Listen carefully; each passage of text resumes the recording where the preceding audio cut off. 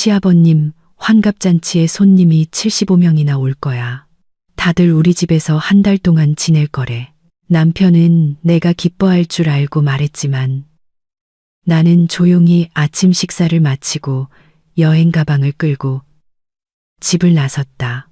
1시간 뒤 남편에게서 히스테릭한 전화가 걸려왔다. 어머님이 식당 결제를 못 하신대. 카드 왜 막혔어? 남편은 내 단호한 대답에 벽에 기대 주저앉아 얼굴을 감싸깸 수밖에 없었다. 이제부터 제가 들려드릴 이야기에 좋아요를 눌러주시고 채널을 구독해 주시면 감사하겠습니다. 편안하게 들어주세요. 혜인은 알람이 7시로 맞춰져 있었지만 아침 6시에 눈을 떴다. 창밖은 아직 어두웠고 커튼 틈새로 새벽의 첫 빗줄기만이 스며들고 있었다. 그녀는 몇 분간 누워 옆에서 자고 있는 남편의 고른 숨소리를 들었다. 그러고는 소리 없이 일어나 부엌으로 갔다. 불을 켜고 커피포트에 스위치를 올렸다. 물이 끓는 동안 냉장고에서 요거트를 꺼내고 사과를 잘라 접시에 예쁘게 담았다. 결혼 생활 8년 동안 몸에 밴 익숙한 아침의 움직임이었다. 남편 민주는 계속 자고 있었고 그게 좋았다. 최근 들어 그녀는 이른 아침 누구의 방해도 받지 않고 혼자 생각에 잠길 수 있는 이 시간을 좋아하게 되었다. 혜인은 광고 대행사에서 프로젝트 매니저로 일했다. 월급은 400만 원으로 괜찮은 편이었고 큰 클라이언트로부터 받는 보너스는 때때로 150만 원에서 200만 원에 달했다. 그녀는 항상 재정을 철저히 관리했다. 매달 수입의 일부, 최소 100만 원, 좋은 프로젝트가 있을 때는 200만 원까지 따로 모으는 비상금 통장이 있었다. 민준도 그 통장의 존재는 알았지만 정확한 액수는 몰랐다. 그녀는 굳이 보고할 필요를 느끼지 못했다. 그 돈은 그녀의 노동, 그녀의 스트레스, 까다로운 클라이언트를 위해 밤새 컴퓨터 앞에서 프레젠테이션을 수정하며 번 그녀의 돈이었으니까. 지난 3년간 그 통장에는 거의 2억만 원이 모였다. 혜인은 이 돈을 함부로 쓰지 않았다. 그것은 그녀의 안전망이었고 그녀의 독립이었으며 뭔가 잘못될 경우 언제든 떠날 수 있는 가능성이었다. 그리고 지금 뜨거운 차 한 잔을 들고 부엌에 앉아 있는 그녀는 그 예감이 옳았다는 것을 깨닫고 있었다. 차가 진하게 우러났다. 혜인은 창가에 앉아 하늘이 밝아오는 것을 바라보았다. 도시는 서서히 깨어나고 있었다. 드문드문 차들이 거리를 지나갔고 이웃집 창문들에 하나둘 불이 켜졌다. 탁자 위에 놓인 휴대폰 화면은 꺼져 있었다. 어젯밤 엄마에게서 문자가 왔다. 딸, 잘 지내? 전화한 지 오래됐네. 혜인은 짧게 답했다. 괜찮아. 일이 많아서. 엄마는 비행기로 1시간 거리인 부산에 살았다. 혜인이 15살 때 부모님은 이혼했다. 아버지는 다른 여자에게 떠났고 엄마는 혼자 딸을 키우고 교육시켰다. 결코 불평하거나 동정을 구하지 않는 강한 여성이었다. 넌 내 자신을 지킬 줄 알아야 해. 혜인이 10대 시절 반 친구들과 다투고 울면서 집에 돌아왔을 때 엄마가 해준 말이었다. 아무도 널 대신해주지 않아. 기억해. 남에게 좋아 보이는 것보다 네 자신을 존중하는 게 더 중요해. 혜인은 그 말을 기억했다. 학교에서 공부를 잘한다는 이유로 범생이라고 놀리는 친구들에게 그녀는 침묵하지 않았다. 한 번은 반의 주동자였던 여자애가 낡은 가방을 가지고 공개적으로 망신을 주었다. 혜인은 조용히 일어나 그 애에게 다가가 말했다. 난 머리가 있는데 넌 입만 나불거리는 게 부러워서 그러니. 반 전체가 숨을 죽였다. 그 뒤로 그 아이는 다시는 그녀를 건드리지 않았다. 대학 시절 경제학 교수가 시험에서 부당하게 점수를 낮게 주었을 때도 마찬가지였다. 모든 질문에 답했는데도 A+가 아닌 C를 주었다. 그녀는 주저하지 않고 학과장실로 찾아갔다. 필기 노트와 교과서를 들고 가 각 질문에 대한 답변을 서면으로 정리해 재검토를 요구했다. 위원회는 그녀의 손을 들어주었다. 그 교수는 이후 그녀를 삐딱하게 쳐다봤지만 더는 트집 잡지 않았다. 직장에서 김 부장님이 다른 사람의 실수를 그녀에게 떠넘기려 했을 때도 그랬다. 디자이너가 제때 시안을 제출하지 않아 프로젝트가 엎어졌는데 모든 책임을 혜인에게 돌리려 했다. 그녀는 당황하지 않고 디자이너에게 보냈던 모든 이메일, 재촉했던 메시지, 그가 어겼던 마감 기한들을 전부 모아 상부에 제출했다. 문서는 스스로를 변호했다. 책임자는 금방 찾아졌고 그건 그녀가 아니었다. 직장 동료들은 바로 그런 점, 굴하지 않고 자신의 권리를 지키는 그녀의 모습을 존중했다. 그녀는 어떤 종류의 무례함도 참지 않았다.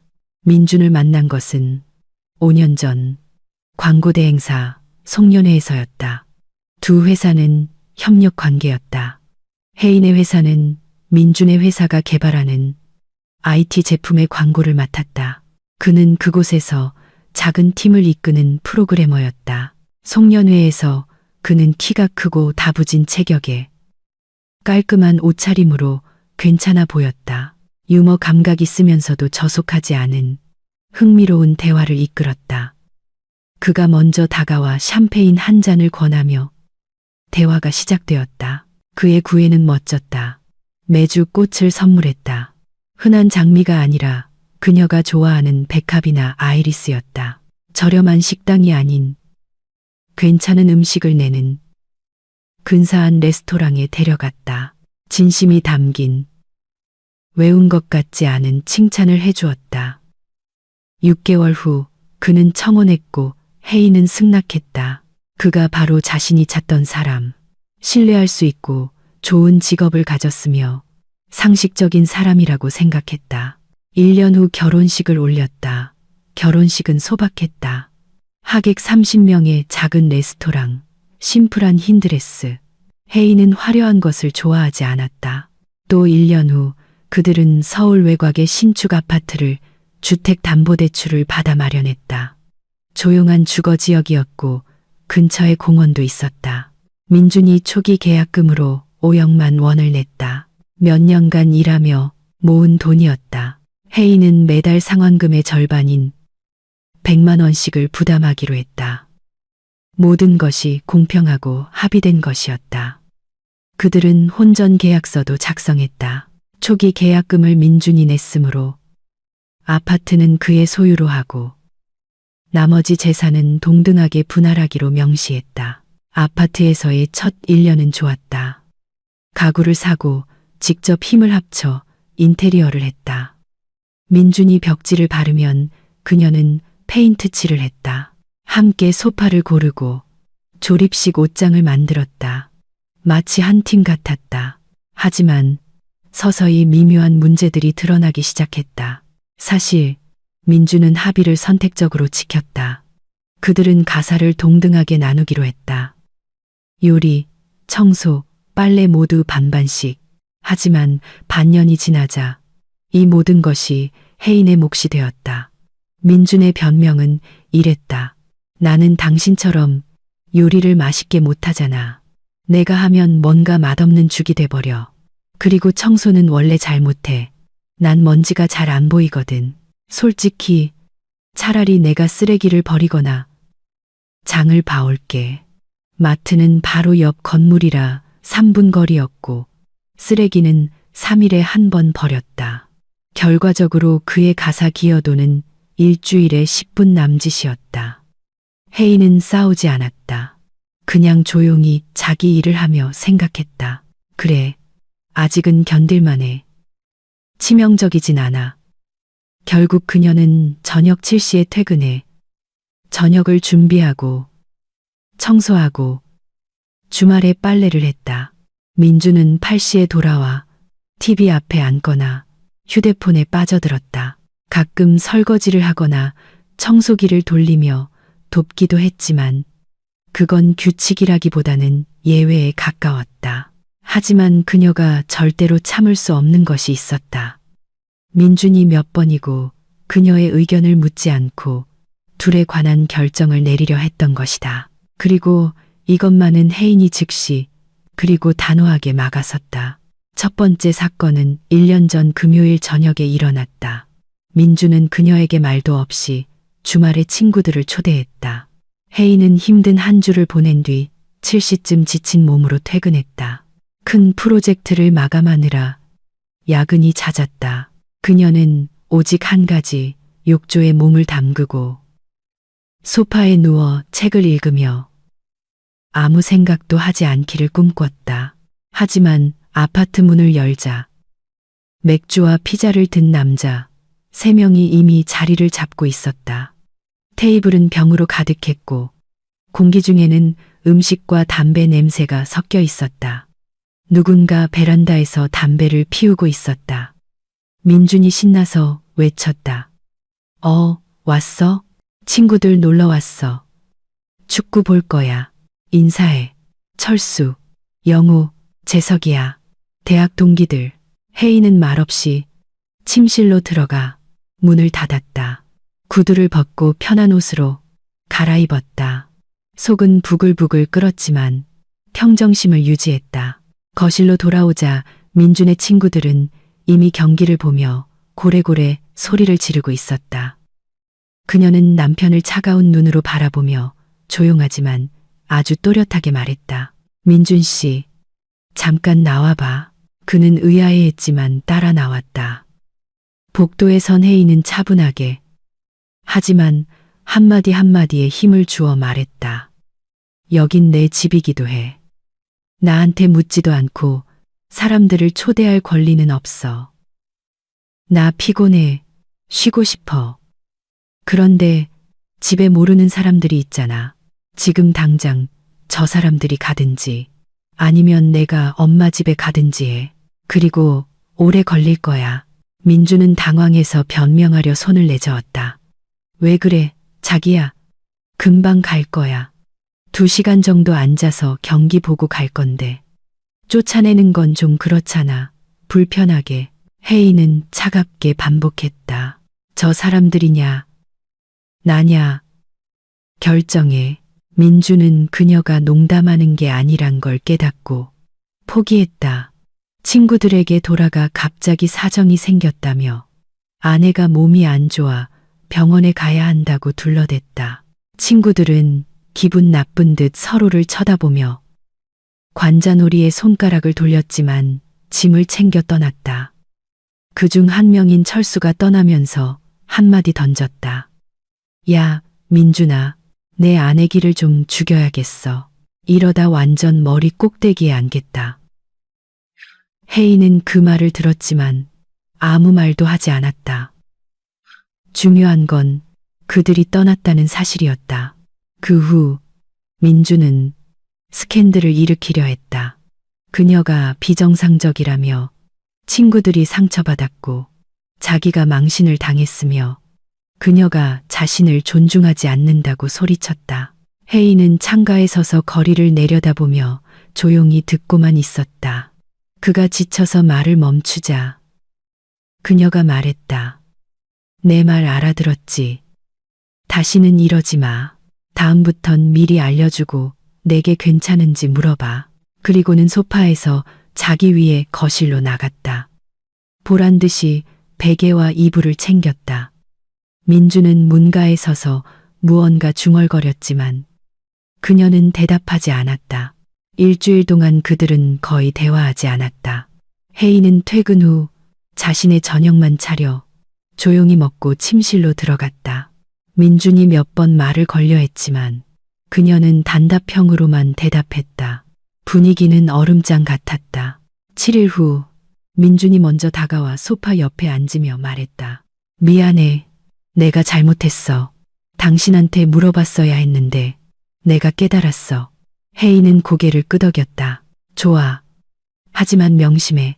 나를 무시하는 건 참지 않아. 그는 고개를 끄덕이며 약속했다. 몇 달간은 조용했다. 두 번째 사건은 반년 전에 일어났다. 민준이 근무 중에 전화를 걸어와 신나는 목소리로 둘 다 헬스장에 등록했다고 알렸다. 1년 회원권인데 40% 할인 행사를 해서 빨리 결정해야 했다는 것이었다. 행사는 그날 저녁 6시까지였다. 마침 혜인은 클라이언트와 회의 중이라 복도에서 전화를 받았다. 나한테 그 헬스장에 가고 싶은지 물어봤어? 그는 의아해했다. 한 달 전에 우리 운동해서 몸매 관리 좀 하는 게 좋겠다고 얘기했잖아. 그녀가 웃어치냐라. 추상적으로 얘기했지. 특정 헬스장을 고르거나 가격을 논하거나 시기를 정한 적은 없어. 그런데 결정은 당신 혼자 해. 그는 변명하기 시작했다. 할인 행사가 곧 끝난다고 해서 급했어. 돈 아끼려고 좋은 뜻에서 한 거야. 혜인은 그의 말을 끝까지 듣지 않고 전화를 끊었다. 저녁에 그녀가 집에 돌아오자 민주는 죄지은 표정으로 그녀를 맞았다. 식탁 위에는 헬스장 회원권 2장이 놓여 있었다. 그는 설명하려 애썼다. 정말 이득이라니까. 보통 둘이 합쳐 100만 원인데 난 60만 원에 샀어. 40만 원이나 아꼈잖아. 혜인은 다 듣고 나서 차갑게 말했다. 회원권 취소하고 돈 환불받아. 다음번에 또 나한테 묻지도 않고 우리 둘에 관한 결정을 내리면 아무 말 없이 설명도 없이 떠날 거야. 그냥 짐 싸서 나갈 거야. 민주는 반박하려 했다. 어떻게 취소해?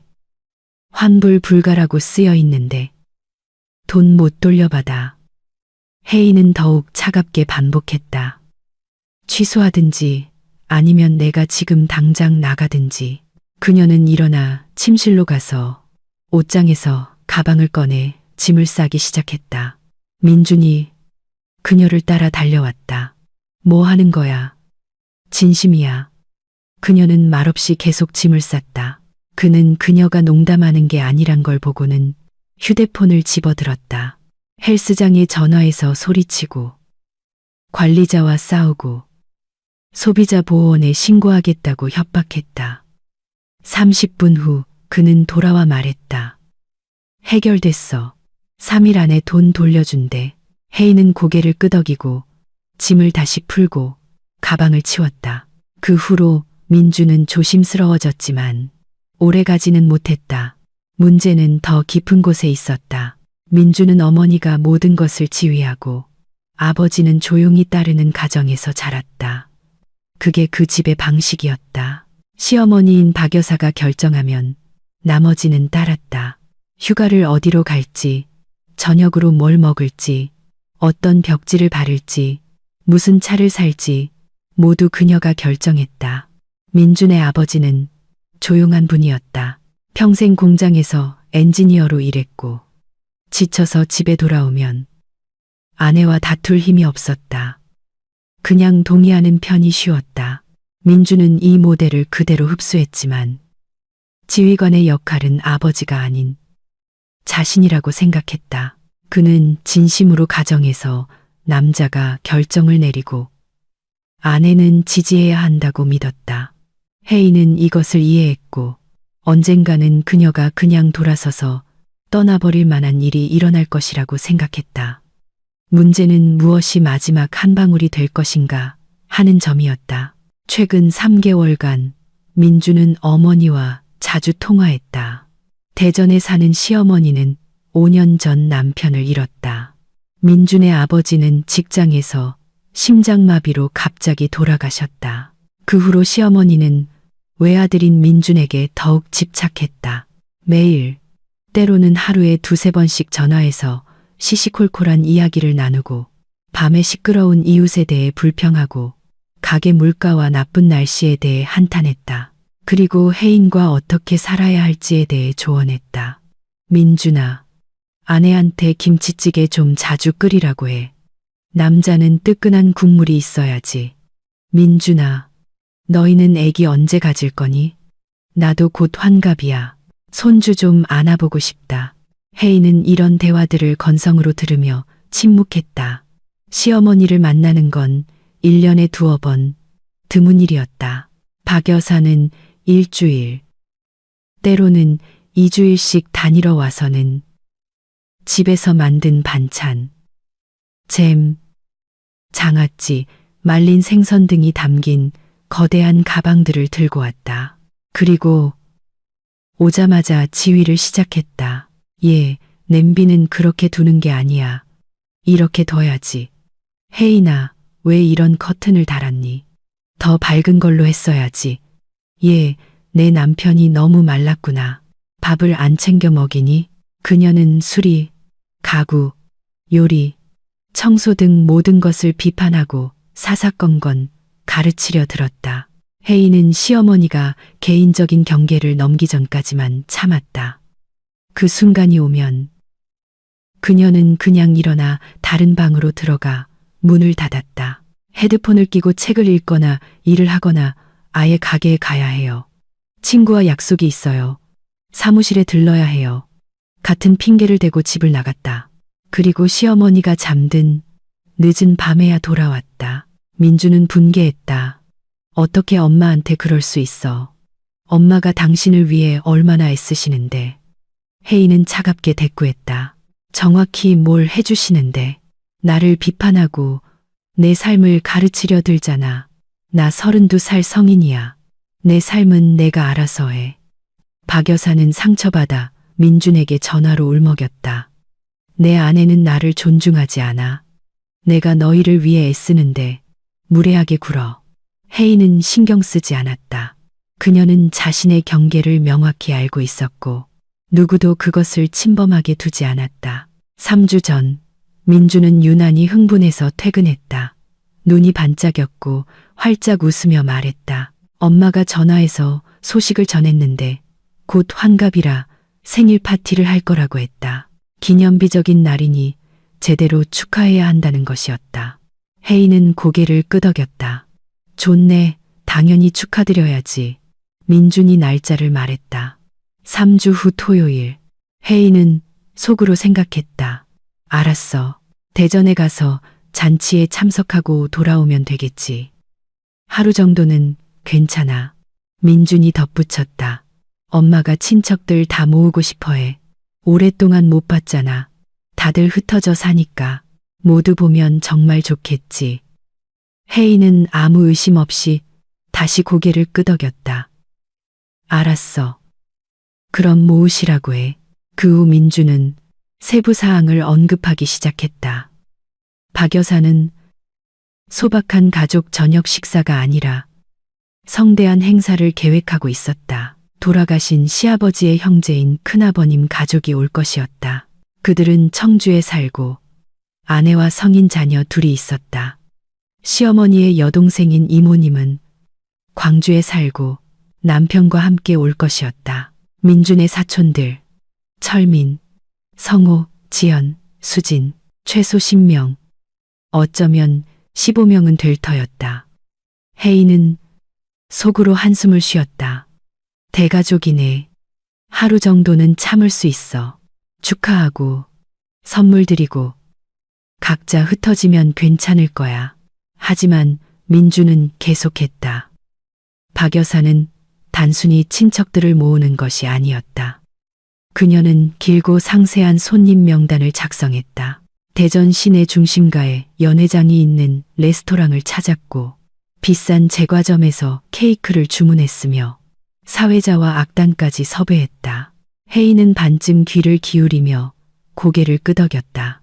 아직 그녀와 직접적인 관련은 없었다. 시어머니가 화려하게 하고 싶다면 그럴 권리가 있었다. 2주 전 민주는 레스토랑에 대한 자세한 정보를 전했다. 100명을 수용할 수 있는 연회장, 다양한 메뉴, 뜨거운 요리, 차가운 전체, 샐러드, 디저트, 라이브 음악, 게임이 있는 사회자. 비싸긴 해. 인력만 원 정도. 하지만 환갑이잖아. 인생에 한 번뿐인데. 혜인은 노트북에서 고개를 들었다. 100명. 어디서 그렇게 많이. 민주는 어깨를 으쓱했다. 친척들, 엄마 친구들, 이웃들, 직장 동료들, 엄마가 평생 학교에서 일하셔서 아는 사람이 많아. 혜인이 물었다. 그럼 0만 원은 누가 내는데? 민주는 머뭇거리며 머리를 긁적였다. 아마도 우리가. 엄마는 연금 생활자라 힘드시잖아. 연금이 월 180만 원인데 그런 돈이 어디 있겠어. 혜인은 생각에 잠겼다. 1억만 원은 큰 금액이었다. 그녀가 물었다. 우리라는 건 당신이랑 나. 그가 고개를 끄덕였다. 응. 우린 가족이잖아. 혜인은 상황을 저울질했다. 500만 원 정도는 감당할 수 있었다. 그녀가 말했다. 나한테서 최대 500만 원이야. 나머지는 당신이 내. 합의된 거지. 민주는 기뻐하며 활짝 웃었다. 좋아. 그럼 합의된 걸로. 엄마한테 그렇게 말할게. 기뻐하실 거야. 혜인은 다시 일에 몰두하며 문제가 해결되었다고 생각했다. 뭐, 잔치 비용을 내는 게 처음은 아니었다. 더 이상 놀랄 일이 없기만 하면 됐다. 하지만 놀랄 일은 더 있었다. 일주일 전, 민주는 새로운 대화를 꺼냈다. 엄마가 걱정하신다고 했다. 친척들이 정말 많이 오는데 그들을 어디선가 재워야 한다는 것이었다. 대전의 호텔은 많지만 비쌌다. 2인실이 하룻밤에 10만 원에서 15만 원이었다. 20명만 와도 일주일에 수백만 원이 들 터였다. 비현실적이었다. 어쩌면 몇몇은 그들 집에서 머물 수도 있을 거라고 했다. 혜인은 그를 주의 깊게 경계하며 쳐다보았다. 우리 집, 서울에서. 그가 고개를 끄덕였다. 응. 며칠 동안 서너 명 정도. 어떻게든 지낼 수 있겠지. 소파를 펴고 에어 매트리스를 사면 되잖아. 혜인은 단호하게 고개를 저었다. 안 돼. 우리 집은 투룸이라 공간 없어. 숙소를 잡든지 당일치기로 다녀오시라고 해. 민주는 반박하기 시작했다. 어떻게 당일치기를 해. 다른 도시에서 오는 사람들인데 왕복하는 데만 반나절이 걸릴 거야. 혜인이 말을 끊었다. 안 된다고 했어. 이게 최종 결정이야. 민주는 입을 삐쭉 내밀었지만 더 이상 논쟁하지 않았다. 혜인은 문제가 해결되었다고 생각했다. 3일 전 그는 다시 그 이야기를 꺼냈다. 이번에는 더 조심스럽고 교묘하게 엄마가 몹시 걱정하신다고 했다. 모두가 며칠이 아니라 적어도 일주일은 더 머물렀으면 하신다고. 친척들이 5년, 7년 만에 만나는 건데 제대로 이야기 나눌 시간이 필요하다는 것이었다. 혜인은 대답하지 않고 그저 길고 차가운 시선으로 그를 쳐다본 뒤 방을 나갔다. 민주는 더 이상 이 주제를 꺼내지 않는 것이 좋겠다고 생각했다. 어젯밤 민주는 유난히 말이 없었다. 퇴근 후 휴대폰에 콜을 받고 저녁을 먹었다. 손가락이 화면 위를 날아다녔다. 무언가를 쓰고 찡그리고 때로는 고개를 젓기도 했다. 혜인이 그것을 보고 물었다. 무슨 일 있어? 그는 눈을 들지 않고 고개를 끄덕였다. 응, 그냥 엄마랑 문자 중이야. 파티 마지막 세부 사항 확인하고 있어. 혜인은 어깨를 으쓱하고 자신의 일로 돌아가 내일 클라이언트 미팅을 위한 프레젠테이션을 확인했다. 이제 이른 아침 부엌에 앉아 그녀는 차를 마시며 남편의 행동에 뭔가 꺼림칙한 점이 있다고 생각했다. 그는 분명 무언가를 꾸미고 있었지만 아직 말할 용기를 내지 못하고 있었다. 혜인은 민준을 잘 알았다. 8년 동안 그의 모든 습관을 파악했다. 그녀가 분명히 싫어할 만한 것을 말하고 싶을 때 그는 바로 이렇게 행동했다. 순간을 미루고 주변을 맴돌며 유리한 분위기를 만들려 애썼다. 그렇다면 오늘이나 내일 그는 또 다른 서프라이즈를 터뜨릴 것이다. 혜인은 준비가 되어 있었다. 그녀는 차를 다 마시고 컵을 헹궈 건조대에 놓았다. 일어나 샤워를 하러 갔다. 뜨거운 물이 잠과 긴장의 마지막 흔적을 씻어냈다. 공개, 그녀는 눈을 감고 물줄기 아래 서서 다가올 하루를 생각했다. 오전 10시 클라이언트 미팅, 그 후 팀 회의, 그리고 새로운 프로젝트 작업. 평범한 하루였다. 30분 후 그녀는 나갈 준비를 마쳤다. 민주는 아직 자고 있었다. 그는 보통 8시에 일어났다. 직장은 10시에 시작했고 사무실은 가까웠다. 혜인은 단정한 바지 정장을 입고 노트북 가방을 들고 아파트를 나섰다. 남편을 깨우지 않도록 조용히 문을 닫았다. 밖은 쌀쌀했다. 가을과 낙엽 냄새가 났다. 하늘은 구름으로 뒤덮여 비가 올 것 같았다. 그녀는 코트깃을 세우고 정류장으로 걸어가 앱으로 택시를 불렀다. 뒷좌석에 앉아 운전사가 인사했다. 그녀는 고개를 끄덕이며 사무실까지 가달라고 부탁했다. 차가 출발했다. 업무 시간은 평소처럼 바쁘게 지나갔다. 클라이언트 미팅은 길어졌다. 신제품 광고 캠페인 컨셉을 논의했다. 클라이언트는 까다로웠고 프레젠테이션의 절반을 수정해달라고 요구했다.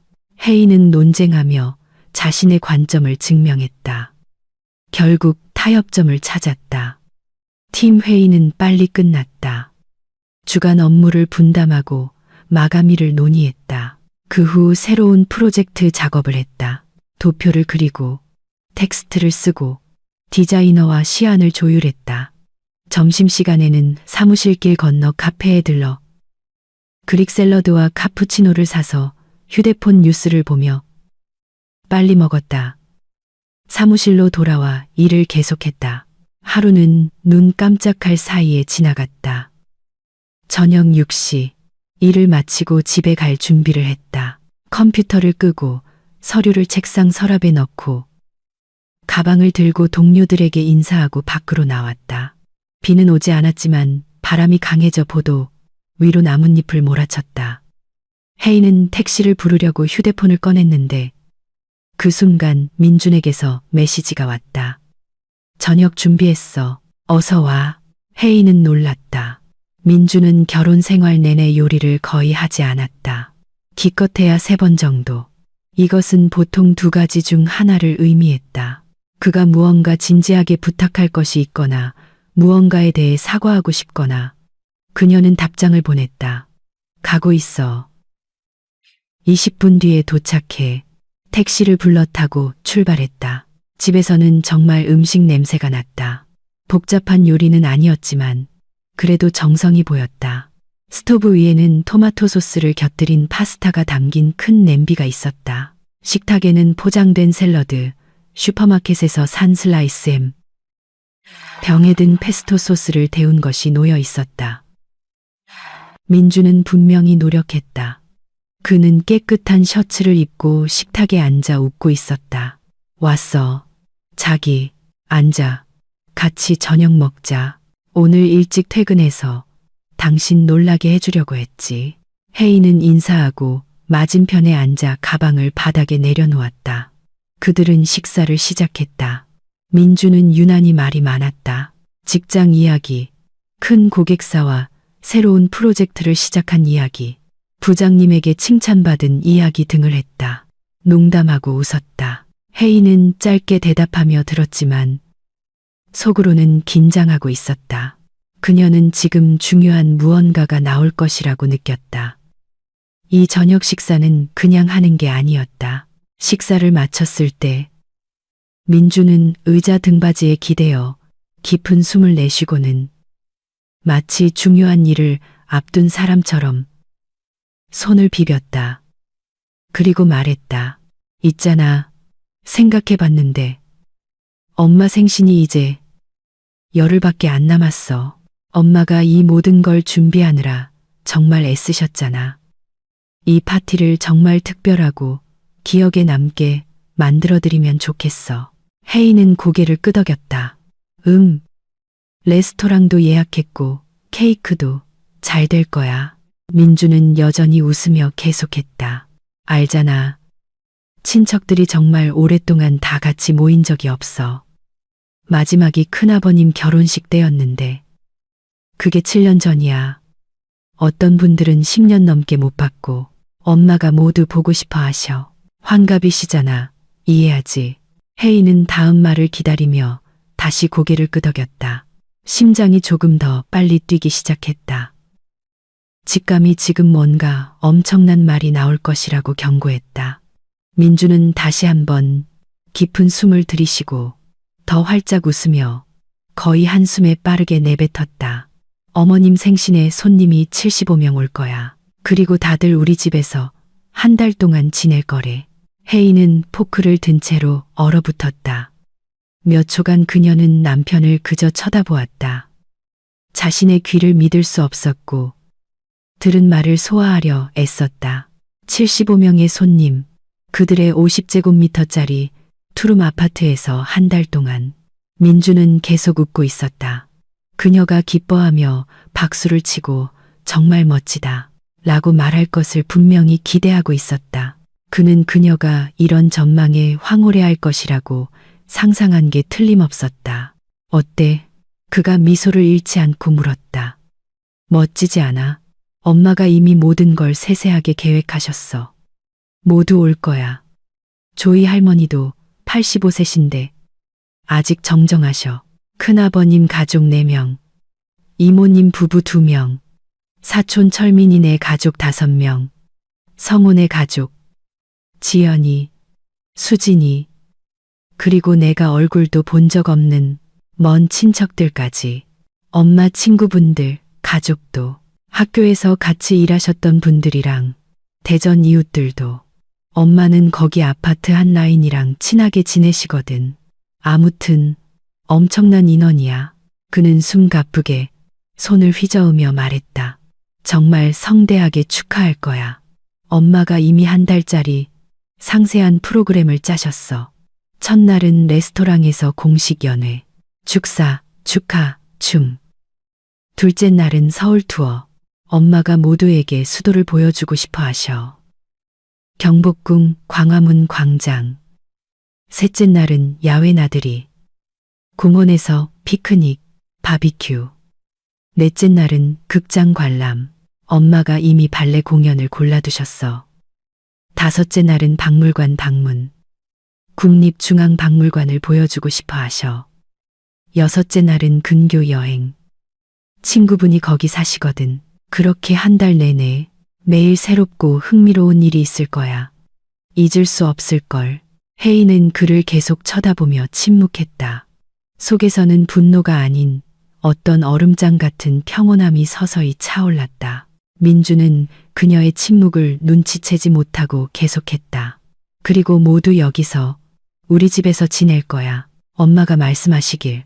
우리 아파트가 있는데 뭐하러 호텔에 돈을 써? 물론 좀 좁겠지만 우린 가족이잖아. 그렇지. 조금 불편해도 괜찮아. 중요한 건 다 함께 있는 거니까. 침실은 조이 할머니께 드리자. 연세가 있으시니 따로 계셔야 해. 우리 둘은 거실 소파에서 자고 큰아버님 가족은 부엌에 간이 침대를 놓고 자면 돼. 애들은 침낭 깔고 바닥에서 자면 되고 캠핑 온 것 같아서 오히려 좋아할걸. 나머지는 어떻게든 배치하면 돼. 모두에게 자리는 충분할 거야. 그리고 모두 한 번에 오는 것도 아니잖아. 누구는 일찍, 누구는 늦게. 그러니 어느 시점에는 최대 40명 정도겠지. 75명은 아닐 거야. 혜인은 천천히 포크를 접시에 내려놓았다. 내면에서 무언가 조용히 거의 들리지 않게 딸깍 소리를 냈지만 그것은 마치 스위치가 한 위치에서 다른 위치로 옮겨진 것처럼 최종적이고 되돌릴 수 없는 것이었다. 그녀는 남편을 보았다. 그는 여전히 황홀경과 승인을 기대하며 웃고 있었다. 그녀는 아직 파스타가 조금 남아있는 자신의 접시를 조용히 들었다. 천천히, 체계적으로 서두르지 않고 다 먹었다. 창밖을 보며 음식을 씹었다. 민주는 조금 불안해하기 시작했다. 왜 아무 말 안 해? 기쁘지? 그렇지. 정말 굉장할 거야. 이런 파티는 평생 기억에 남을 거라고. 혜인은 대답하지 않았다. 마지막 한 조각까지 다 먹고 씹고 삼켰다. 냅킨을 들어 입가를 깔끔하게 닦고 냅킨을 식탁에 놓았다. 자리에서 일어나 자신의 접시를 들고 싱크대로 가져가 포크와 함께 넣었다.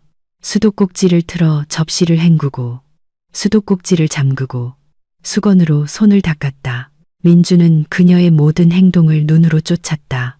그의 미소가 서서히 사라지기 시작했다. 혜인아, 왜 그래? 뭐라고 말 좀 해봐. 그녀는 말없이 부엌을 나와 침실로 들어갔다. 발걸음은 조용했지만 단호했다. 옷장을 열어 맨 위 선반에서 큰 여행 가방, 바퀴 달린 검은색 가방을 꺼냈다. 출장 갈 때 쓰던 것이었다. 침대 위에 놓고 지퍼를 열어 짐을 싸기 시작했다. 체계적으로 서두르지 않았지만 신속하게 청바지 2벌을 접어 바닥에 넣었다. 티셔츠 4장, 따뜻한 스웨터, 일상복 드레스 1벌과 조금 더 차려입는 드레스 1벌, 서랍장에서 속옷 한 뭉치를 꺼내 가방에 넣고 양말, 화장실에서 가져온 세면도구가 든 파우치도 넣었다. 민준이 침실 문가에 나타났다. 눈이 휘둥그레졌다. 뭐 하는 거야? 설마 진심으로 짐 싸는 거야? 혜인은 대답하지 않고 계속 짐을 쌌다. 선반에서 책 한 권을 집었다. 오래전부터 읽고 싶었지만 시간이 없었던 추리소설이었다. 가방에 휴대폰 충전기, 헤드폰, 여권, 혼인관계 증명서. 참 아이러니했다. 운전면허증, 그리고 그녀의 모든 은행카드. 혜인아, 너 무서워. 무슨 일이야? 왜 아무 말도 안 해? 민준이 방 안으로 한 걸음 들어섰다. 목소리가 떨렸다. 혜인은 가방 지퍼를 잠그고 들어 올렸다. 조금 무거웠지만 괜찮았다. 남편을 향해 돌아섰고 그의 눈을 똑바로 쳐다보았다. 감정 없이 차분하게 나 갈게. 민주는 어안이 벙벙해져 입을 열었다 닫았다를 반복했다. 간단히. 어디를? 왜? 뭐 때문에? 혜인은 그를 지나쳐 가방을 현관으로 끌고 갔다. 그녀의 움직임은 정확하고 확신에 차 있었다. 그녀는 자신이 무엇을 하는지 정확히 알고 있었다. 운동화를 신고 길을 떠나기에 편한 신발을 신었다. 옷걸이에서 재킷을 벗어 어깨에 걸치고 지퍼를 올렸다. 가방 손잡이를 잡았다. 민준이 그녀를 따라 달려왔다. 목소리는 점점 더 공황 상태에 빠져들었다. 잠깐만 기다려. 얘기 좀 하자. 무슨 일이야? 왜 그렇게 갑자기 반응해? 뭐 때문에 그렇게 화가 났어? 난 좋은 뜻에서 한 건데. 혜인은 현관문을 열었다.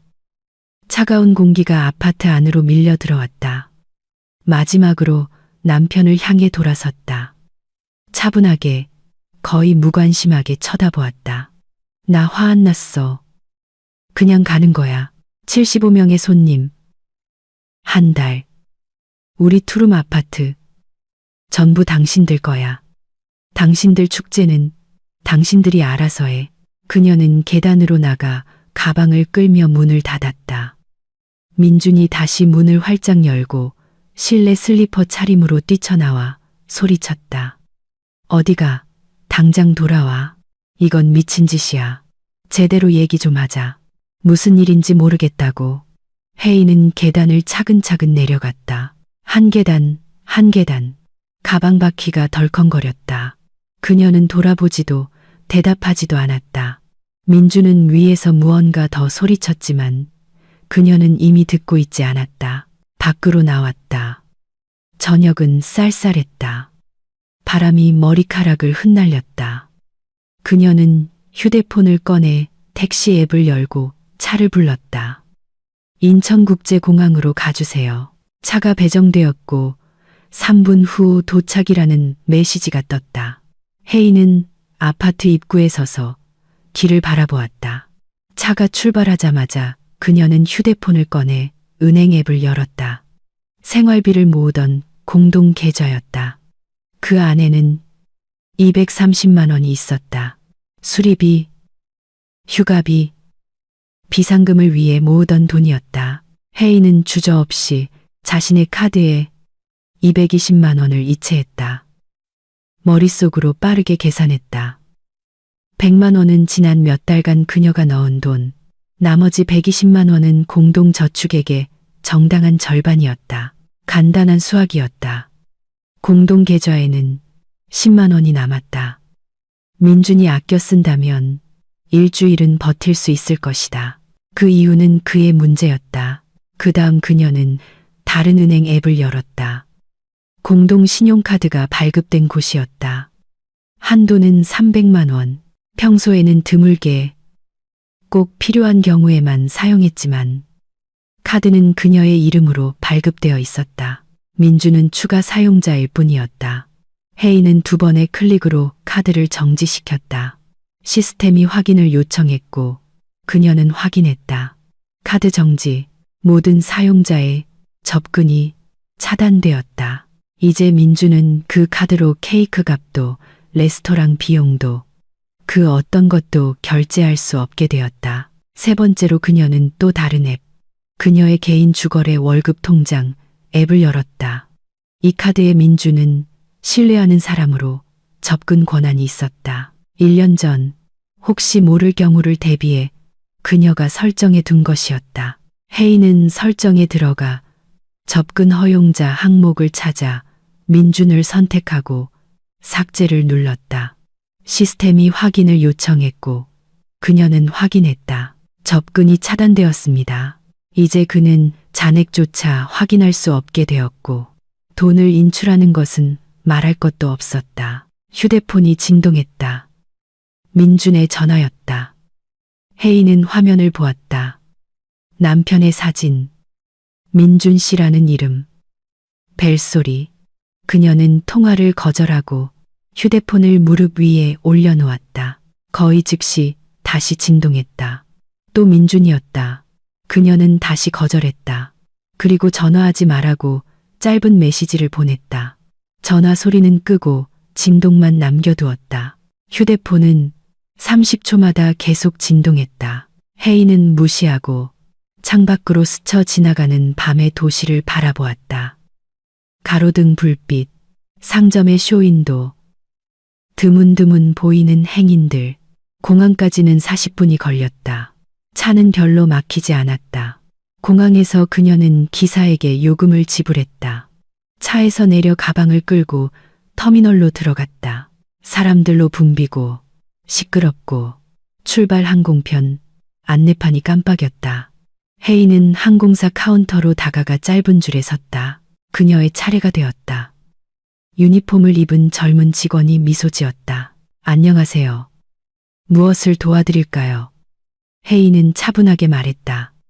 부산으로 가는 가장 빠른 비행기요. 직원이 키보드를 두드렸다. 잠시만요. 이 시간 뒤인 23시 30분에 출발하는 항공편이 있습니다. 이코노미와 비즈니스 좌석 모두 남아 있습니다. 어느 것으로 하시겠어요? 혜인은 잠시 생각했다.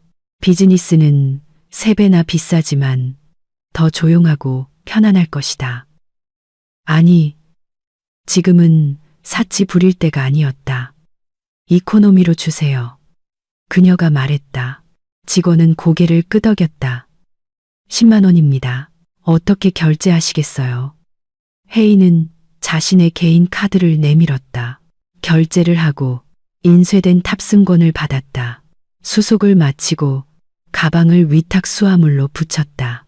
30kg 기준 이내였다. 수화물표를 받고 보안 검색대를 통과했다.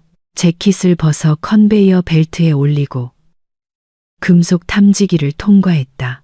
삐 소리가 났다. 주머니에서 휴대폰을 꺼내는 것을 잊었다. 꺼내서 다시 통과하니 조용했다. 짐을 챙겨 출발 구역으로 갔다. 활주로가 보이는 큰 창문 옆 의자에 앉았다. 휴대폰을 꺼냈다.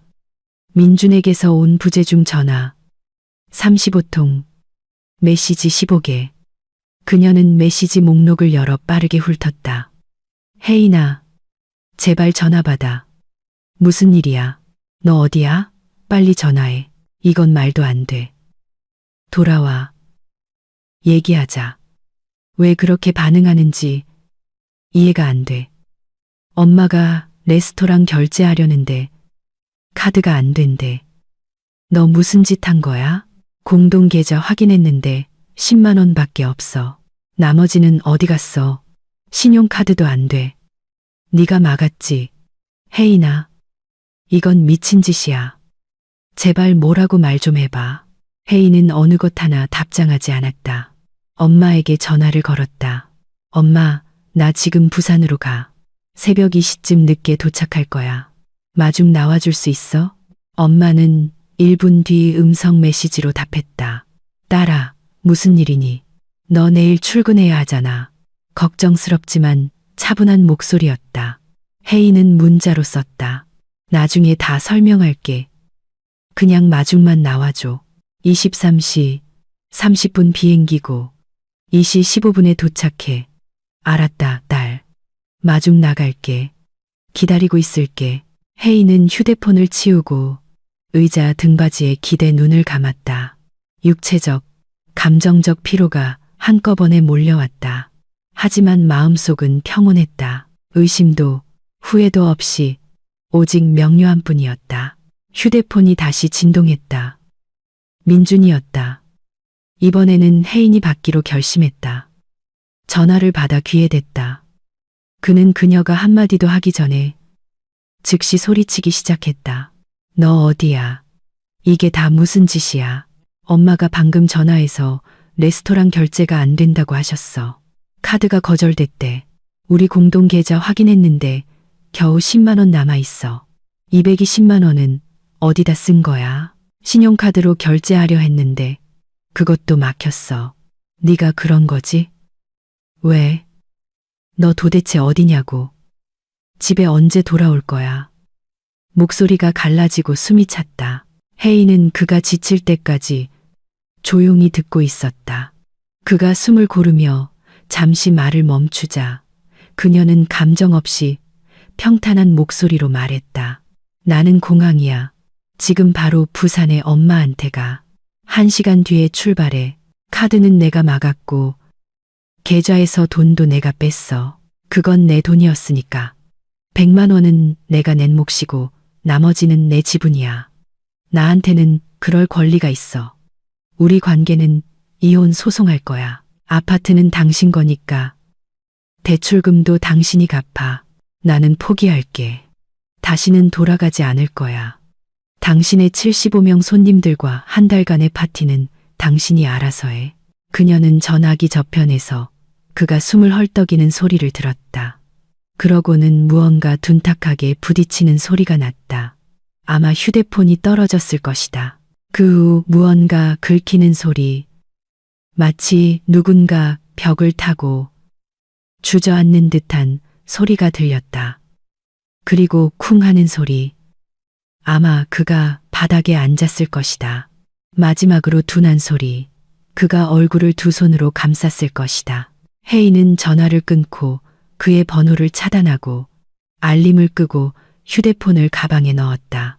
1시간 반 뒤에 탑승 안내 방송이 나왔다. 혜인은 일어나 탑승구로 걸어갔다. 탑승권을 보여주고 통로를 지나 비행기로 향했다. 트랩을 올라 자신의 자리를 찾았다. 15열 창가 자리. 자리에 앉아 안전벨트를 맸다. 옆자리는 비어 있었다. 운이 좋았다. 비행기는 승객들로 채워지기 시작했다. 아이들을 동반한 가족, 노부부, 배낭을 맨 젊은이들. 승무원이 통로를 지나며 벨트를 확인했다. 문이 닫혔다. 비행기가 활주로로 이동하기 시작했다. 혜인은 창밖을 보았다. 공항의 불빛, 다른 비행기들의 실루엣, 활주, 가속, 이륙. 비행기가 날아올랐다. 서울은 아래에 남았고 점점 멀어져 갔다. 혜인은 매 순간 작아지는 도시의 불빛을 바라보며 안도감보다는 깊고 완전한 평온함을 느꼈다. 이렇게 될 일이었다. 조만간, 그저 오늘 일어났을 뿐이다. 비행은 2시간 반 동안 이어졌다. 혜인은 의자를 젖히고 졸았다. 승무원이 차를 권했지만 사양했다. 그저 창밖의 어둠을 바라보며 아무 생각 없이 앉아 있었다. 부산에 도착한 것은 이미 밤이 깊은 새벽 2시 15분이었다. 혜인은 비행기에서 내려 공항 건물로 들어가 수화물 컨베이어 벨트에서 가방을 찾고 도착장으로 나왔다. 사람들은 거의 없었다. 야간 비행이라 모두 빨리 흩어졌다. 엄마가 출구에서 기다리고 있었다. 키가 작고 마른 체형의 짧은 머리, 그리고 주의 깊은 회색 눈을 가진 여성이었다. 청바지와 따뜻한 스웨터 차림의 손에는 차키를 들고 있었다. 딸을 보자마자 다가와 아무 질문도 없이 꽉 안아주었다. 집에 가자, 딸아. 그들은 낡았지만 튼튼한 차에 탔다. 엄마가 시동을 걸었다. 텅 빈 부산의 밤거리를 달렸다. 혜인은 창밖을 보았다. 도시는 잠들어 있었다. 드문드문 창문에 불이 켜져 있었다. 엄마는 딸이 준비될 때까지 기다려줄 것을 알기에 아무것도 묻지 않고 조용히 운전했다. 20분 만에 도착했다. 엄마가 사는 집은 조용한 동네의 5층짜리 아파트였다. 3층으로 올라가 집에 들어갔다. 혜인은 재킷을 벗고 신발을 벗었다. 엄마는 주전자를 불에 올렸다. 옷 갈아입고 와. 앉아서 얘기 좀 하자. 혜인은 자신의 옛날 방으로 들어갔다. 모든 것이 예전 그대로였다. 좁은 침대, 책상, 학창 시절의 교과서와 소설이 꽂힌 책장. 10대 때 좋아했던 그룹의 포스터가 벽에 붙어 있었다. 가방을 빨리 풀고 옷을 옷장에 걸고 화장품을 놓고 편한 옷으로 갈아입고 부엌으로 나왔다. 엄마는 이미 식탁에 앉아 있었고 두 잔의 차에서 김이 모락모락 피어오르고 있었다. 혜인은 맞은편에 앉았고 엄마가 그녀에게 컵을 건넸다. 얘기해봐. 혜인은 감정을 배제하고 간결하게 사실만을 이야기했다. 남편이 75명의 손님이 한 달간 자기들 집에서 지낼 것이라고 선언했다. 그녀는 조용히 짐을 싸서 나왔다. 카드를 막고 자기 돈을 찾아 떠났다. 이혼 소송을 할 것이다. 엄마는 고개를 끄덕이며 들었다. 얼굴은 평온했지만 눈에는 자부심이 어려 있었다. 혜인이 이야기를 마치자 엄마가 말했다. 잘했다. 엄마는 네가 자랑스럽다. 딸아, 네가 이용당하는 걸 허락하지 않았구나. 네, 자신을 존중한 거야. 그게 가장 중요해. 혜인은 희미하게 미소 지었다. 엄마가 이해해 줄 줄 알았어. 엄마는 차를 더 따랐다. 필요한 만큼 여기 있어. 내 방은 언제나 비어 있으니까. 남고 싶으면 직장을 구하면 되고 아니면 그 짐 덩어리 없이 서울로 돌아가도 돼. 네가 결정해. 혜인은 고개를 끄덕였다. 고마워, 엄마. 그들은 차를 마시고 컵을 씻고 각자의 방으로 들어갔다. 혜인은 좁지만 편안한 자신의 옛날 침대에 누웠다. 얇은 이불을 덮었다. 창밖에서는 바람에 나뭇잎이 스치는 소리가 들렸다. 멀리서 개 짖는 소리가 들렸다. 고요하고 평화로웠다. 그녀는 눈을 감았고 몇 년 만에 처음으로 마음의 불안 없이 빠르고 깊게 잠들었다. 아침에 혜인은 늦게 10시쯤 일어났다. 햇살이 커튼을 뚫고 들어왔다. 방은 따뜻하고 밝았다. 그녀는 기지개를 켜고 일어나 부엌으로 갔다. 엄마는 이미 학교 수학 교사로 일하러 나가셨다. 수업은 8시에 시작했다. 식탁 위에는 메모가 놓여 있었다. 아침은 냉장고에 치즈케이크랑 전이야. 데워서 먹어. 푹 쉬어, 딸. 저녁에 얘기하자. 사랑해. 엄마. 혜인은 미소 지으며 메모를 냉장고에 자석으로 붙였다. 케이크를 꺼내 전자레인지에 데우고 커피를 내렸다. 창가에 앉아 서두르지 않고 아침을 먹었다. 창밖의 부산은 평온한 일상을 보내고 있었다. 사람들이 거리를 걷고 차들이 지나가고 어딘가에서 아이들이 놀고 있었다. 아침 식사 후 그녀는 휴대폰을 켰다. 화면이 켜지자 몇 초 뒤 알림이 쏟아졌다. 민준에게서 온 부재중 전화 53통, 메시지 32개, 모르는 번호로 온 전화 5통. 분명 시어머니일 것이다. 혜인은 민준의 메시지를 대충 훑어보았다. 처음에는 공황 상태였다. 혜인아, 제발 돌아와. 다 얘기할 수 있어. 그렇게 극단적으로 굴지 마. 어른답게 차분히 얘기하자. 그 다음에는 비난이 이어졌다. 내가 일부러 다 망쳤어. 엄마는 이틀 내내 히스테릭하게 울고 계셔. 친척들은 벌써 도착하기 시작했는데 어디서 묵어야 할지 묻고 있어. 뭐라고 말해야 할지 모르겠어. 이제 어떻게 그분들을 맞이해. 나 호텔비 낼 돈도 없어. 내가 다 가져갔잖아. 그 후에는 동정심에 호소하려는 시도와 압박이 있었다. 이러면 안 된다는 거 알잖아. 내 가족이고 내 엄마야. 환갑이시라고. 평생 이런 파티를 꿈꾸셨어. 엄마가 불쌍하지도 않아?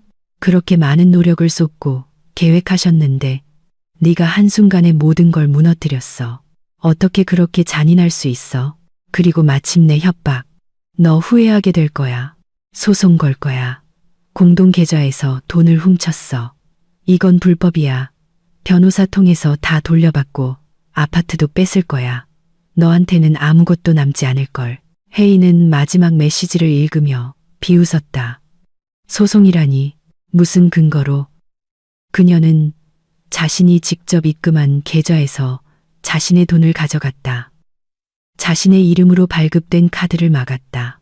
법적으로 모든 것이 완벽하게 깨끗했고 위반 사항은 하나도 없었다. 3년 전 작성한 혼전 계약서에는 분명히 명시되어 있었다. 초기 계약금은 민준이 냈으므로 아파트는 그의 소유다. 혜인은 그때 별 생각 없이 동의했다. 이제 그녀는 아파트에 대한 권리를 주장하지 않았고 그 모든 빚과 대출과 함께 그에게 남겨두고 떠날 수 있어 기뻤다. 그녀는 모든 것을 명확히 하기 위해 민준에게 짧은 메시지 하나를 보냈다. 변호사 찾아갈 필요 없어. 돈 낭비야. 아파트는 당신 거니까. 나 권리 주장 안 해. 이번 주 내로 협의 이혼 신청할 거야.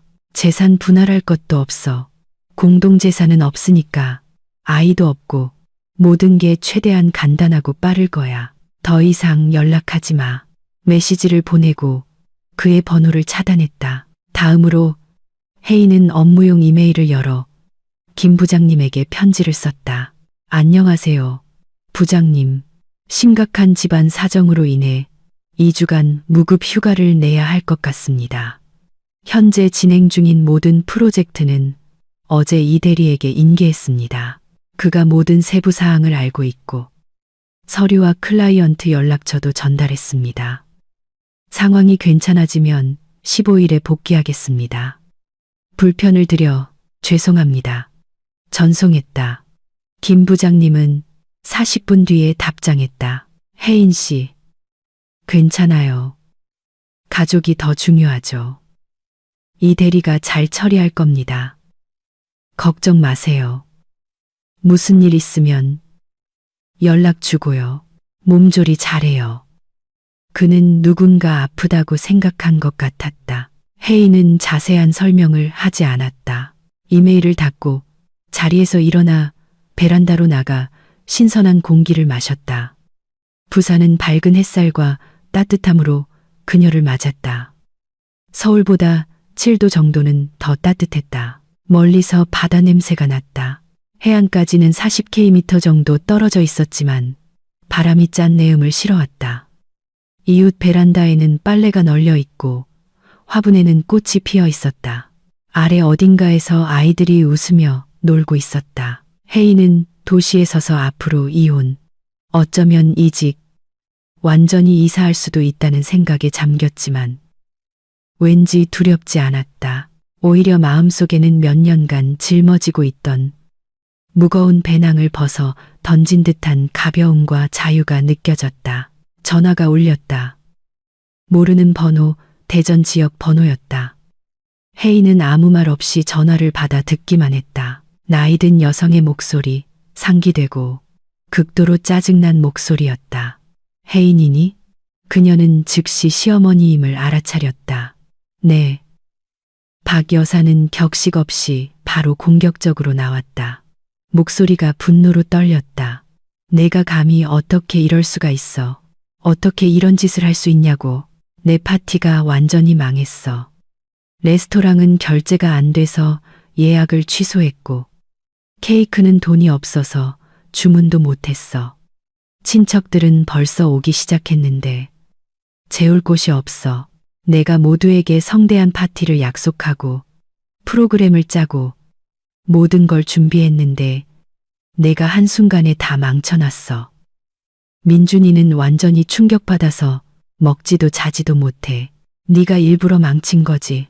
넌 악하고 냉정하고 무정한 여자야. 당장 서울로 돌아와서 네가 저지른 짓을 수습해. 혜인은 그녀의 장광설을 끊지 않고 조용히 들었다. 베란다에 서서 구름을 바라보았다. 시어머니가 지쳐서 잠시 말을 멈추자 혜인은 차분하게 말했다.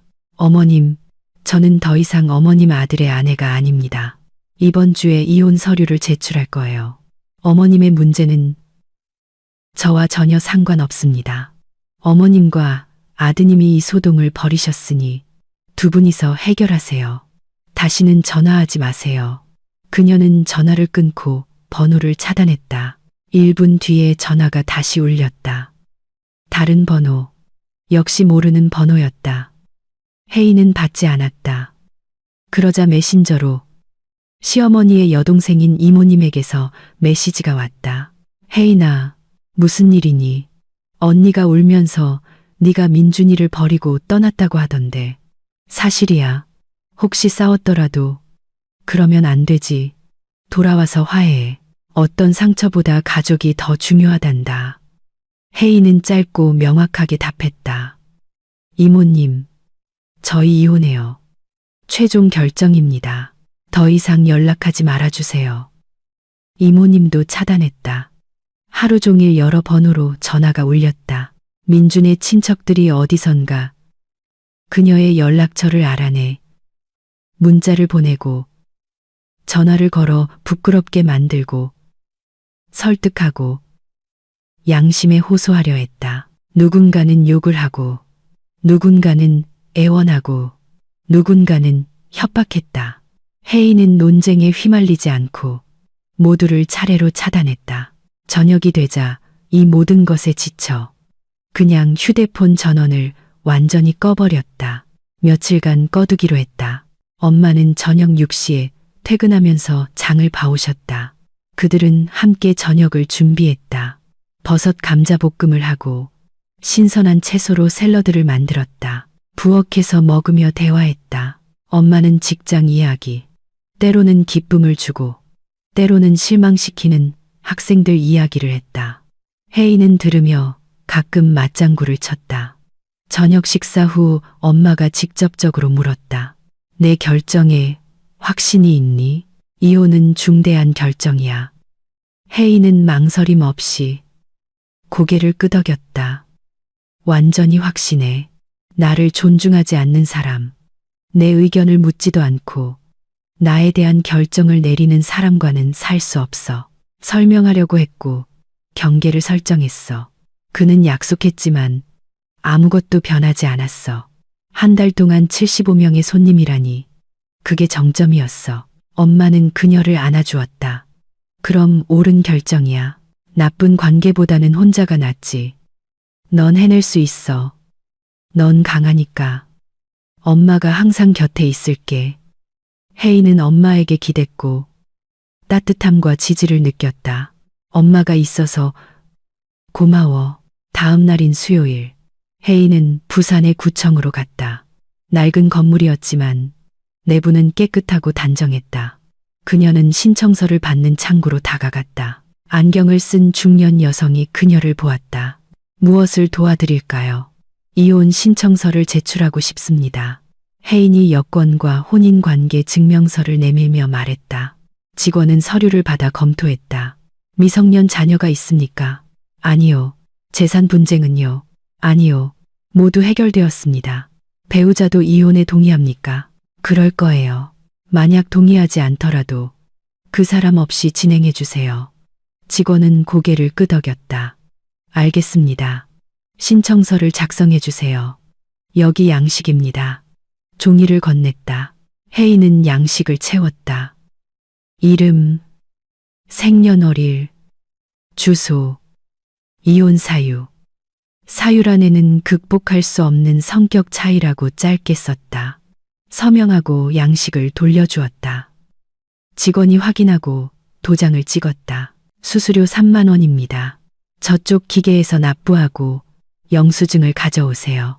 혜인은 납부하고 돌아와 영수증을 건넸다. 직원이 그녀에게 접수증을 주었다. 이혼은 한 달 뒤인 14일에 처리됩니다. 배우자가 출석하지 않을 경우 귀하의 신청에 따라 처리됩니다.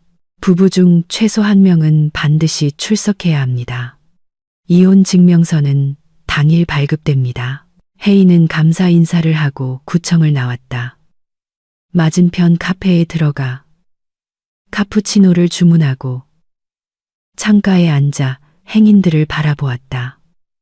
사람들은 각자의 일로 바쁘게 움직였다. 누군가는 웃고 누군가는 찡그렸다. 삶은 멈추지 않고 흘러갔다. 휴대폰은 가방 속에 꺼진 채로 있었다. 그녀는 평온했다. 저녁에 집에 와서 휴대폰을 켰다. 메시지 120개, 전화 70통. 혜인은 보지도 않고 민준과의 대화창을 열어 메시지 하나를 썼다. 이혼 신청했어. 오늘 14일에 부산구청에서 절차가 있어. 오든 안 오든 상관없어. 어쨌든 이혼될 거야. 보내고 나서 다시 그의 번호를 차단하고 휴대폰을 껐다. 태블릿의 다른 앱으로 서울에 있는 친구 혜진과의 대화창을 열었다. 혜진아, 나 민준이랑 이혼해. 부산으로 왔어. 혹시 걔가 너한테 전화하거나 연락하면 아무 말도 하지 마. 내가 어디 있는지, 무슨 일인지 모른다고 해줘. 혜진은 즉시 답장했다. 음성 메시지를 보냈다. 혜인아, 드디어 정말 잘 됐다. 솔직히 걔는 너랑 안 어울린다고 항상 생각했어. 잘했어. 힘내. 필요한 거 있으면 말해. 뭐든 도와줄게. 사랑해. 그 다음 문자로. 근데 무슨 일이었어? 말해줄 수 있어. 혜인은 75명의 손님. 한 달. 집을 나온 것. 카드 차단에 대해 간략하게 설명했다. 혜진은 박수치는 이모티콘과 여러 개의 느낌표를 보냈다. 너 영웅이야. 존경스러워. 민준이는 바보고 걔네 엄마는 완전 비정상이야. 네가 정말 잘한 거야. 진작 그랬어야 했어. 힘내, 친구야. 서울 오면 꼭 만나자. 혜인은 미소 지으며 답했다. 고마워, 혜진아. 네가 최고야. 태블릿을 닫았다. 다음 며칠은 평온하고 규칙적으로 흘러갔다. 혜인은 쉬고 부산을 산책하고 공원에 가고 벤치에 앉아 책을 읽었다. 오랜 학교 친구들인 수아와 지은을 만났다. 그들은 놀라워하며 기뻐했고 카페에 모여 수다를 떨며 학창시절을 회상하고 근황을 물었다. 혜인은 자세한 내막은 빼고 일반적인 이야기만 했다. 이혼 중이며 당분간 부산에서 지낼 계획이라고만 말했다. 일주일 뒤 금요일, 민주는 부산 구청으로부터 통지서를 받았다. 그는 혜인에게 메시지를 보냈다. 통지서 받았어. 14일에 갈게. 혜인은 읽었지만 답장하지 않았다. 14일이 되었다. 혜인은 평범하게 옷을 입었다. 청바지, 흰 블라우스, 가벼운 재킷, 특별한 날이 아니었다. 약속된 시간인 오전 11시에 구청에 도착했다. 민주는 이미 입구에 서 있었다. 그는 끔찍해 보였다. 수척하고 눈 밑에는 다크서클이 있었으며 면도도 하지 않은 채 구겨진 셔츠와 낡은 청바지를 입고 있었다. 혜인을 보자 그는 그녀에게 다가가 말을 걸려 했다. 혜인아, 들어봐. 우리 너무 서두르지 않는 게 어때? 다시 한번 다 얘기해보고 노력해보자. 그녀는 차갑게 그의 말을 끊었다. 그럴 필요 없어. 민준 씨, 모든 건 이미 결정됐어. 그냥 서류에 서명하고 각자 갈 길 가자. 그는 침묵하며 고개를 떨구고 끄덕였다. 건물로 들어가 사무실로 올라갔다. 안경을 쓴 그 직원이 두 사람의 서류를 확인하고 형식적인 질문을 했다. 두 분 모두 이혼에 동의하십니까? 혜인이 네라고 답했다. 민주는 잠시 침묵하다가 조용히 네 라고 말했다. 서로에게 이의가 있습니까? 혜인은 없습니다. 라고 했고 민준도 없습니다. 라고 답했다. 재산 분쟁은 해결되었습니까? 혜인이 네, 모두 해결되었습니다. 라고 하자 민준도 고개를 끄덕였다. 직원이 서류를 내밀었다. 여기와 여기에 서명하세요. 그들은 차례로 서명했다. 직원이 도장을 찍고 이혼 증명서 두 부를 발급해 각자에게 건넸다. 혼인이 해소되었습니다. 증명서를 받으세요. 혜인은 자신의 증명서를 받아 가방에 넣었다. 민주는 믿기지 않는다는 듯 자신의 서류를 쳐다보고 있었다. 그들은 사무실을 나와 아래층으로 내려가 밖으로 나왔다. 입구에서 멈춰섰다. 민준이 그녀를 향해 돌아섰다. 눈이 빨갰다.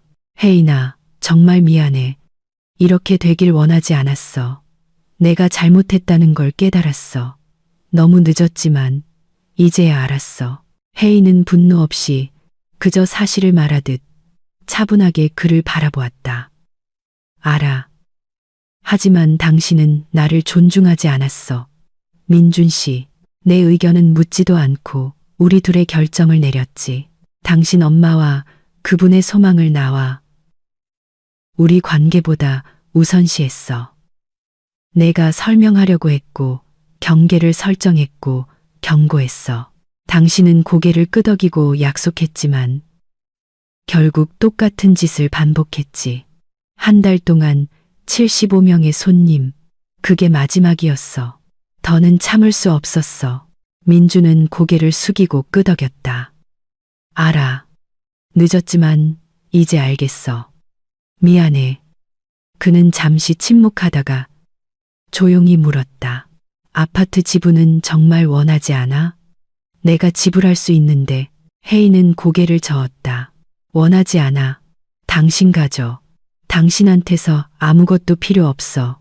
민준 씨, 돈도, 아파트도, 아무것도, 그냥 이 짐 없이 앞으로 살고 싶을 뿐이야. 그는 당황하며 고개를 끄덕였다. 알았어. 그렇다면 행운을 빌게, 혜인아. 그는 작별 인사를 위해 손을 내밀었다. 그녀는 그의 손을 짧게 잡았다. 당신도 행운을 빌어. 그리고 돌아서서 뒤돌아보지 않고 걸어갔다. 집으로 돌아왔다. 엄마는 직장에 계셨다. 혜인은 옷을 갈아입고 차를 끓여 베란다에 앉았다. 이혼 증명서를 꺼내 도장과 서명을 보았다. 평범한 종이였지만 그것은 한 인생 단계의 끝과 다른 단계의 시작을 의미했다. 그녀는 그것을 서류 폴더에 넣고 책상 서랍에 치웠다. 저녁에 엄마가 물었다. 어떻게 됐어? 혜인은 괜찮아. 이혼했어. 빠르고 드라마 없이 라고 답했다. 엄마는 그녀를 안아주었다. 잘했다. 내 딸. 이제 넌 자유야. 다음 날 토요일, 혜인은 노트북 앞에 앉아 채용 사이트를 열고 부산에서 일자리를 찾기 시작했다. 몇 가지 흥미로운 제안을 찾았다. 광고 대행사, 마케팅 회사, 5군데의 이력서를 보냈다. 저녁 무렵 두 곳에서 면접 제의가 왔다. 화요일에 첫 번째 면접을 보러 갔다.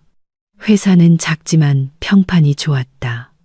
50대 남성인 대표는 그녀의 이력서를 꼼꼼히 살피고 이전 경력과 프로젝트에 대해 질문했다. 혜인은 자신 있게 대답하며 사례를 들었다. 면접은 1시간 동안 진행되었다. 마지막에 대표가 말했다. 마음에 드네요. 연봉 800만 원의 프로젝트 보너스를 제안할 수 있습니다. 일주일 뒤부터 출근 가능합니까? 혜인은 생각했다. 서울보다 연봉은 약간 적지만 부산에서는 생활비가 덜 들었다. 네, 동의합니다. 감사합니다. 그들은 악수하고 출근 날짜를 정했다. 집에 돌아와 엄마에게 말했다. 나 부산에 남을 거야. 일자리 구했어. 일주일 뒤에 출근해. 엄마는 기뻐했다. 정말 잘 됐다. 네가 곁에 있게 돼서 너무 기뻐. 여기서 살 거니, 혜인아. 당분간은요, 엄마가 괜찮으시다면 나중에 아마 집을 구할지도 몰라요. 물론 괜찮지. 원하는 만큼 살아. 너랑 같이 있으니 더 즐거워. 혜인은 서울의 김 부장님에게 전화해 퇴사를 알렸다. 그는 놀랐지만 받아들였다. 좋은 직원을 잃게 돼서 아쉽지만 이해해요. 가족이 더 중요하죠. 행운을 빌어요, 혜인 씨. 언제든 돌아오고 싶으면 환영이에요. 그녀는 감사 인사를 하고 서류를 우편으로 보내달라고 부탁했다. 그는 동의했다. 한 달이 지났다. 혜인은 새로운 회사에서 일하며 빠르게 적응했다. 동료들은 친절했고 프로젝트는 흥미로웠다. 그녀는 엄마 집 근처에 작고 아늑하며 밝은 원룸을 구했다. 침대, 책상, 작은 소파, 옷장 등 최소한의 가구로 자신의 취향에 맞게 꾸몄다. 가끔 엄마 집에 저녁을 먹으러 갔다. 그들은 함께 요리하고 영화를 보고 몇 시간씩 대화했다. 혜인은 긴장감 없이, 남에게 맞출 필요 없이, 다른 사람의 기대라는 짐 없이 진정으로 살고 있다고 느꼈다. 민주는 이혼 후 2달 만에 한 번 문자를 보냈다. 어떻게 지내? 혜인은 짧게 답했다. 잘 지내. 다행이다. 그녀는 답장하지 않았다. 그는 더 이상 연락하지 않았다. 반년이 지났다. 혜인은 부산에 완전히 적응했고 새로운 친구들을 사귀어 카페, 영화관, 산책을 함께 다녔다. 몇 번 남자를 만나기도 했지만 진지한 관계를 맺는데 서두르지 않았다. 몇 년 만에 처음으로 혼자인 것이 좋았다. 어느 날 쇼핑몰에서 민준과 공동의 지인이었던 유라를 만났다. 그녀는 서울에 살지만 친척을 만나러 부산에 와 있었다. 유라는 놀라워하며 기뻐했다. 그들은 커피를 마시며 수다를 떨었다. 유라는 민준과 그의 불운했던 시어머니 환갑잔치에 대해 이야기했다. 있잖아, 혜인아. 거기서 무슨 일이 있었는지 상상도 못할 걸. 유라가 눈을 반짝이며 시작했다. 박 여사님 환갑잔치는 결국 열렸는데 완전 실패였어. 레스토랑은 돈이 없어서 취소해야 했고 대전에 있는 그분 댁 투룸 아파트에서 모였어. 75명이 아니라 겨우 23명 왔대. 파티가 축소됐다는 걸 알고 나머지는 다 거절했대. 케이크도 주문 못해서 슈퍼마켓에서 평범한 거 하나 사왔고 분위기는 뭐랄까 엄청 긴장됐대. 친척들은 네가 떠난 스캔들에 대해 수군거렸고 유라는 커피를 한 모금 마시고 계속했다. 민준이는 완전히 기진맥진해 보였대. 창백하고 마르고 기운이 하나도 없었대. 박 여사님은 모두에게 네가 얼마나 배은망덕하고 어떻게 그들을 배신했는지 얘기하고 다녔는데 그거 알아? 모두가 그 말에 동의한 건 아니었대. 돌아가신 시아버지 형제인 큰아버님이 그분 얼굴에 대고 직접 말했대. 처제, 이건 다 당신 탓이야. 그렇게 행동하면 안 되지. 투룸 아파트에 한 달 동안 75명이라니. 제정신이야? 혜인이가 떠난 건 잘한 일이야. 정상적인 사람이라면 누구라도 떠났을 거야. 박 여사님은 울면서 방으로 뛰쳐나갔고 난리가 났었대. 혜인은 미소 지으며 들었다. 유라가 계속했다. 그리고 민준이는 나중에 너를 찾으려고 애썼대. 내 친구들한테 전화하고 혜진이한테도 연락했는데 아무도 아무 말도 안 해줬대. 친구들이 잘 막아줬네. 결국 그는 포기했어. 지금은 자기 회사에 어떤 여자랑 만난다고 하더라. 오래 갈지는 모르겠지만 혜인은 고개를 끄덕였다. 그럼 됐네. 유라는 그녀를 유심히 보았다. 너는 행복해? 혜인은 미소 지었다. 응, 유라야. 나 행복해. 집을 나온 지 1년이 지났다. 혜인은 부산의 강변에 앉아 종이컵에 담긴 커피를 마시며 물을 바라보고 있었다. 따뜻한 10월 저녁이었다. 해가 지면서 하늘을 주황색과 분홍색으로 물들이고 있었다. 사람들은 커플로 가족 단위로 산책하고 있었다. 누군가는 자전거를 타고 누군가는 그냥 벤치에 앉아 있었다. 혜인은 정확히 1년 전 자신이 가방을 싸고 앞으로 어떻게 될지 정확히 모른 채 아파트를 떠났던 것을 생각했다. 단 한 가지, 자신에 대한 무례함을 더는 견딜 수 없고 자신을 소중히 여기지 않는 사람과 살 수 없다는 것만은 알고 있었다. 그리고 그 결정이 모든 것을 바꾸었다. 그녀는 단 한순간도 후회하지 않았다. 물론 쉽지는 않았다. 이혼, 이사, 새로운 직장, 새로운 도시. 하지만 그녀는 해냈다. 그뿐만 아니라 그녀는 자유로워졌다.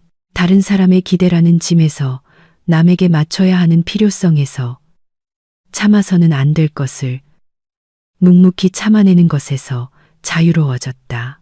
휴대폰이 진동했다. 엄마에게서 온 메시지였다. 딸, 저녁 먹으러 와. 네가 제일 좋아하는 양배추쌈 만들고 있어. 혜인은 미소 지으며 답했다. 갈게요, 엄마. 20분 안에 도착할게요. 커피를 다 마시고 컵을 쓰레기통에 버렸다. 일어나 강변을 따라 느긋한 걸음으로 걸었다. 저녁 공기를 들이마시고 강과 주변 사람들을 바라보았다. 삶은 계속되었다. 평범하고 단순한 삶. 그 안에서 혜인은 자신을 존중했고 다른 사람이 그러지 못하게 내버려 두지 않았다. 민주는 어떻게 되었을까? 솔직히 그녀는 전혀 신경 쓰지 않았다. 그것은 그의 삶, 그의 선택, 그의 결과였다. 그녀는 자신의 것을 선택했다. 자유, 존엄, 자신에 대한 존중, 그리고 그 어떤 것과도 이것을 바꾸지 않을 것이다. 혜인은 강변을 걸으며 지는 해를 향해 미소 지었고 몇 년 만에 처음으로 진정으로 행복하다고 느꼈다. 그리고 그것이 그녀가 자신을 위해 할 수 있었던 최고의 일이었다.